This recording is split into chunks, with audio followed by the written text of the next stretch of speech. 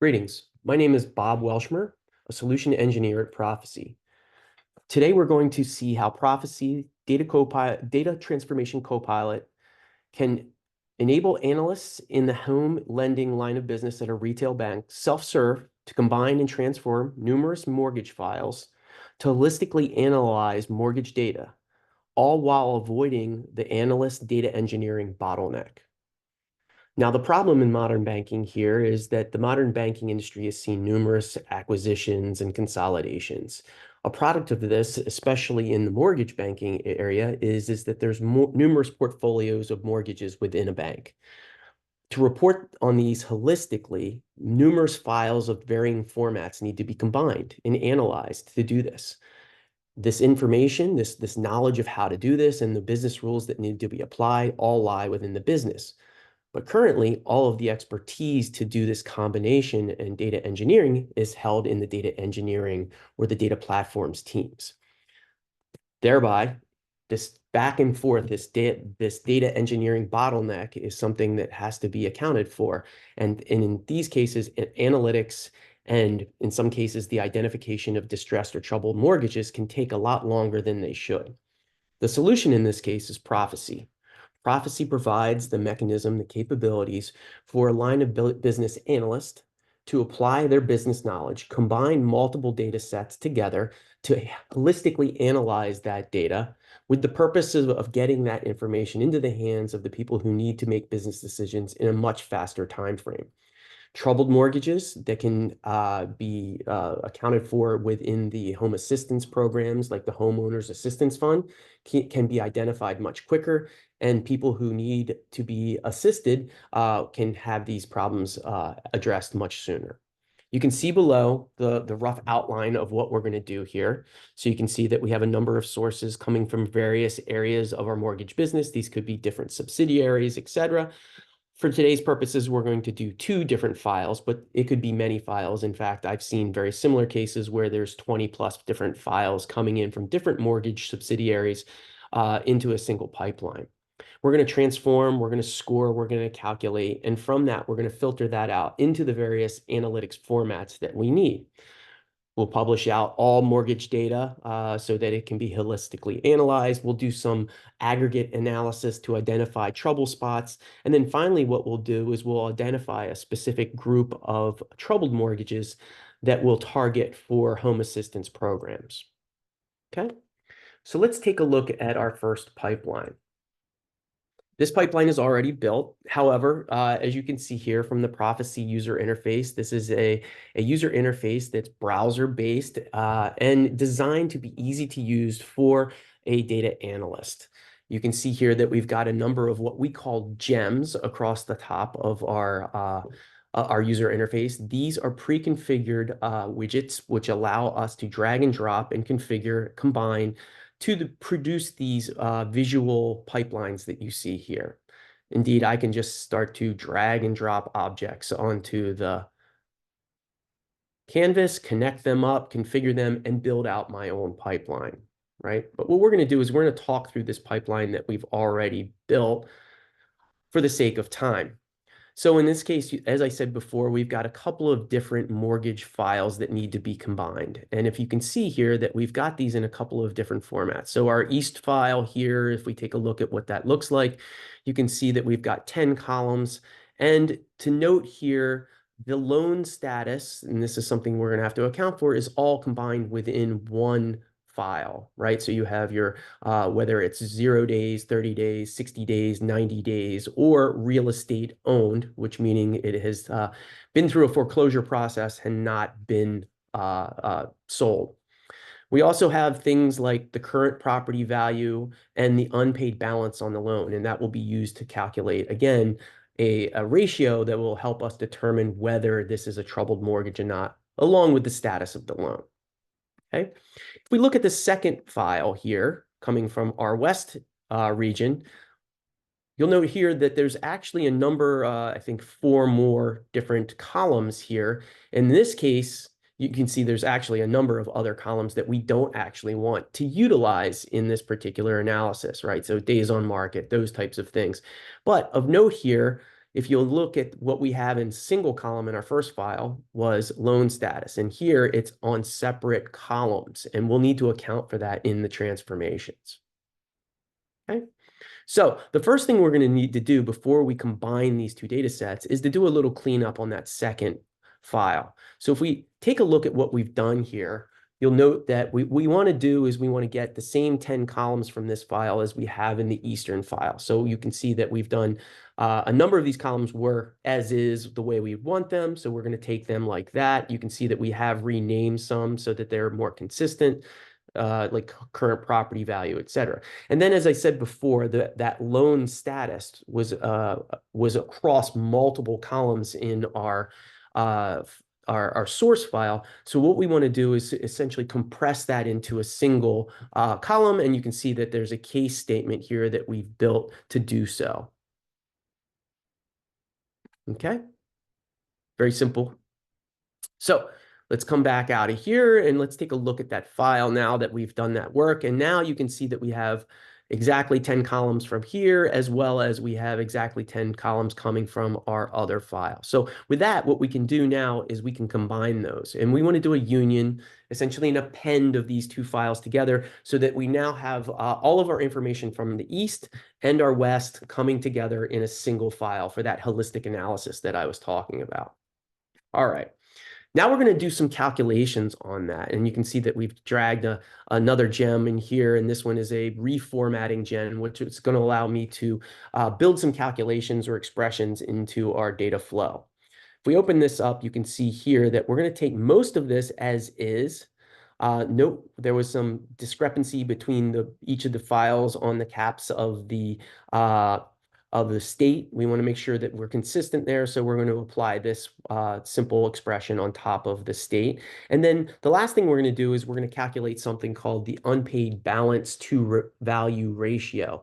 This giving me a ratio of the unpaid balance on the current loan in opposition to, in this case, the current property value as estimated, right? And then what this means is that anytime we're going to get something above a 1, that is going to tell us that this loan is underwater. Thus, there's more of a balance on the loan than the actual property value, and thus an indicator of a troubled loan.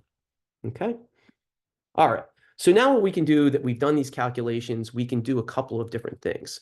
So you can see that this particular path is just going to take exactly what we've gone. We haven't filtered out anything. And this is going to produce a table in my relational database system of all mortgages, all now holistically appended together. And that can be used in any of our systems that needs to do holistic analysis of our mortgages.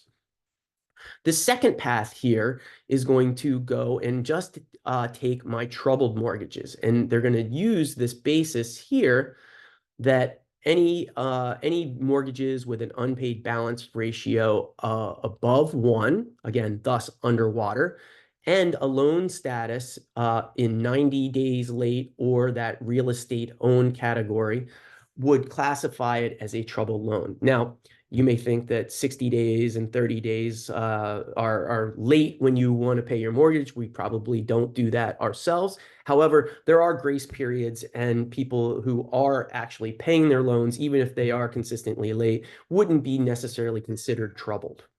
Okay? So that path is going to take us in two different directions as well. In this case, we're going to publish out a file, another table, in this case in a relational system, that is just troubled loans, right? So these can be analyzed in a number of different ways by downstream systems, BI, etc. This other path here is actually going to do an analysis of our troubled loans by state.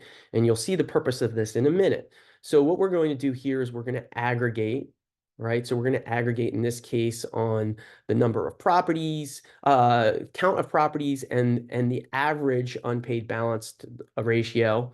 And we're going to group that by state, right? So let's come back out of here. And then we're going to sort this descending by that number of properties within the state that are troubled. Okay, so the result of this we get is, in this case, a list of states, the number of properties on the troubled list, and the average unpaid balance to value ratio. In this case, you can see that all of these are consistently above 1. So we have a number of mortgages here within these states that are below water, if you will, right? Nevada, in this case, it looks like has the most. So we're going to focus on Nevada for the second part of this particular analysis. Great. Okay. Now, a couple of other things to point out here. So I mentioned Copilot, and this is something we're very focused on going forward. And you could indeed build this entire pipeline using our Copilot, where you could type in a natural language question, and then based on the metadata presented to it, the Copilot would actually build out a pipeline consistently from that question. So in this case, let's do just an example of this, where I'm going to select a piece of my pipeline and build out from there using the Copilot. Let's give it a little room here. We'll select here, we'll enter our Copilot, and you can see that it's going to build right from that point in the pipeline where I selected. And I want to say something like, show me, I guess I don't need me, but I could show mortgages where 30 days late or more. And again, a natural language question now being interpreted by our Gen AI Copilot. And you can see here that it indeed has added a new path on my pipeline. And if we look at this, what we can see here is that it indeed built out the filter logic necessary to filter out or filter in the logic that I had asked for. Okay, so again, this is just another way to quickly and easily build out those pipelines by people who aren't necessarily coders.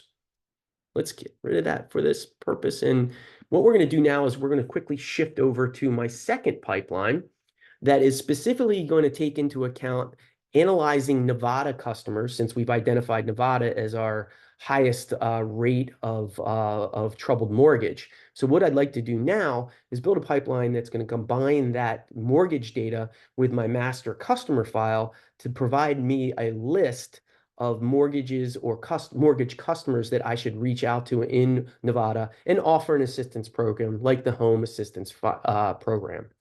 So let's look at the second pipeline.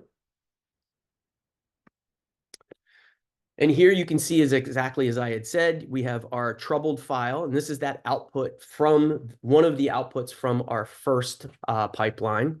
And then here's our master customer file for Nevada. And you can see that if you look at these, you can see that we have this here. We're going to filter that down, in this case, just to Nevada.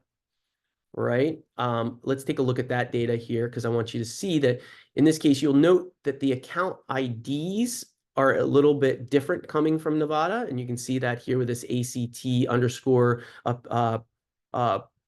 prepended to this.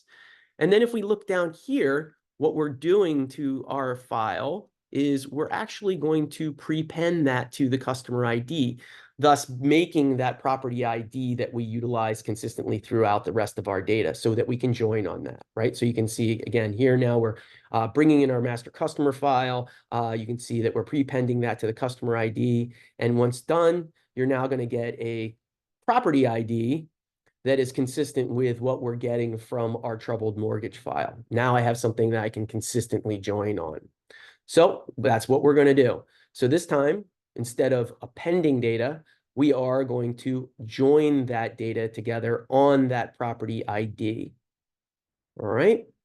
Once we've done so, we'll have now a consolidated file here with mortgage data along with the clients that hold those mortgages. And again, as I said before, these are mortgages that have been deemed troubled based on our analysis in the first pipeline. And thus this output can now be published out into, in this case, a file that can be picked up by our mortgage department and then reached out to, our customers can be reached out to and offered this assistance program. And again, all of this can be done by someone in the line of business within my lending program without the need to go back and forth with data engineers who by the way, are very oversubscribed and very busy building out the data platforms. So the end result here is that